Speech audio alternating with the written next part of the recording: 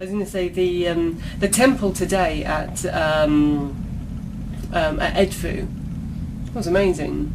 Yeah.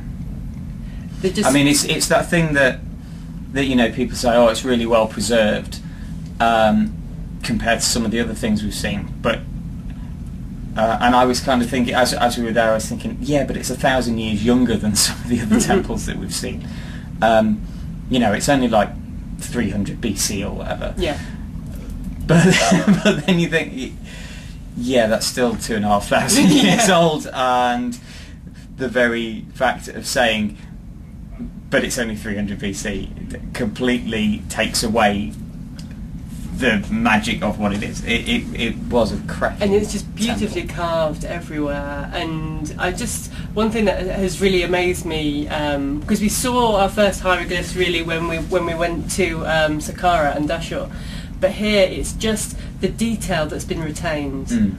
Is unbelievable. The detail of each carving. I just can't believe that that I'm standing looking at something that they carved all these thousands of years ago. And that means something. It's something now, having done this and getting all the other information and knowing from Waleed. the context of it and the stories and tales that they tell.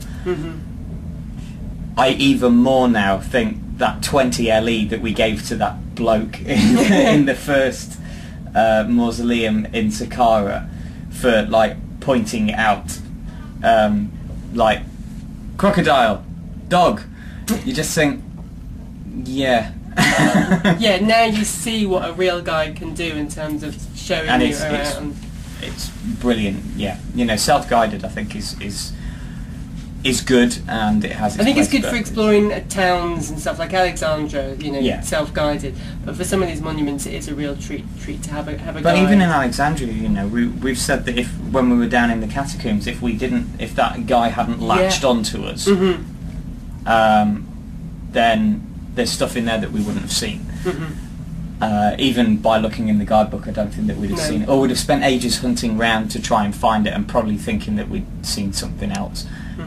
So yeah, I still do get this amazing feeling of discovery when I'm walking around on my own and thinking, oh look, there's one that looks like an owl. Quick, I want to take a picture of an owl.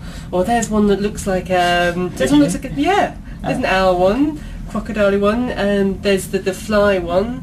Well, so there's a fly or a bee, because they say it's a bee now, but it's not. Yeah, I know. Yeah, he was talking about there being a bee. But there are some that are flies.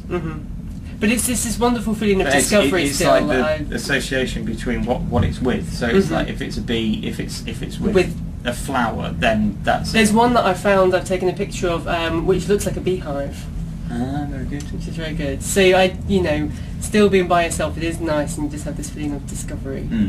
But to be able to understand what it means, I can completely get why. Well, I was going to say why 200 years ago people were just doing their nut over trying to understand what this was about, because you seriously do walk into these places and the walls are covered in carvings, and I mean we're talking just tens, hundreds of thousands of individual symbols. Covering every inch of. Yeah, and 200 years ago, people just did not know. Have any idea what it meant. It was just. Well, it's gobbledygook. Yeah, it was complete gibber. It didn't mean anything. And Waleed was even saying to us, because that every temple, it's one of the most decorated we've been to, and Scott asked. I said, I said it's really well preserved, so presumably it's a lot of material for people to work with to translate.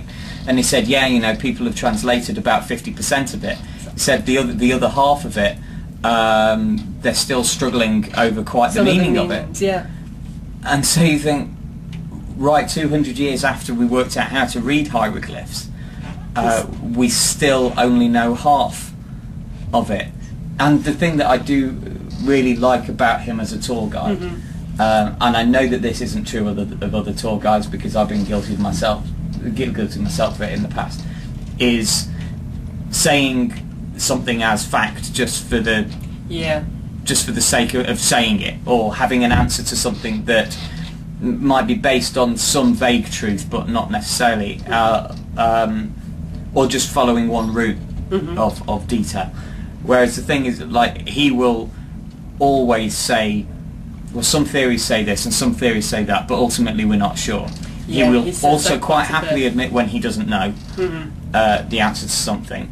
And there's been other times where someone's asked something and he's used his own knowledge to try and work through what he means, what he's, you know, the kind of thought process. Fascinating guy. Yeah. Really fascinating. You can really guy. see why you would want to be an Egyptologist. You know, with this material here, but also his background's interesting as well because he's studied sort of Islam and Coptic history as well, and it's nice to see those relations. No, fascinating stuff. It's going to be interesting at the High Dam with him, because I imagine that he's got quite a lot to say about that as well. Anyway, we should sign off because it's almost dinner time, and I want to be.